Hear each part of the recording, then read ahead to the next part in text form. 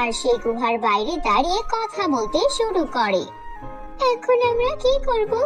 যদি আমরা এক এক করে জাদুকরের উপর হামলা করি, তাহলে হয়তো আমাদের মধ্যে কেউ না কেউ ওই জাদুকরকে হারাতে পারবো। ঠিক আছে, চলো আমরা সবাই এক এক করে ওই জাদুকরের উপর হামলা করি আর মেয়েদেরকে বাঁচানোরও চেষ্টা করি। এরপর 7 পরিবোন সেই গুহার ভেতরে চলে যায়। গুহার ভেতরে অনেক ভয়ঙ্কর এক জাদুকর ছিল, আর গুহার চারদিকে অনেক অনেক মেয়েরা বন্দী ছিল। সব মেয়েরা ভয় পাচ্ছিল আর কান্নাও করছিল। এটা দেখে 7 পরিবোনের অনেক রাগ হয়। অনেক হয়েছে, ওদের সবাইকে ছেড়ে দাও। আমরা পরীরা ওদের বাঁচাতে এসেছি। যদি না ছাড়ো তো আমরা 7 বোন তোমাকে মেরে ফেলবো। এটা শুনে জাদুকর হাসতে থাকে।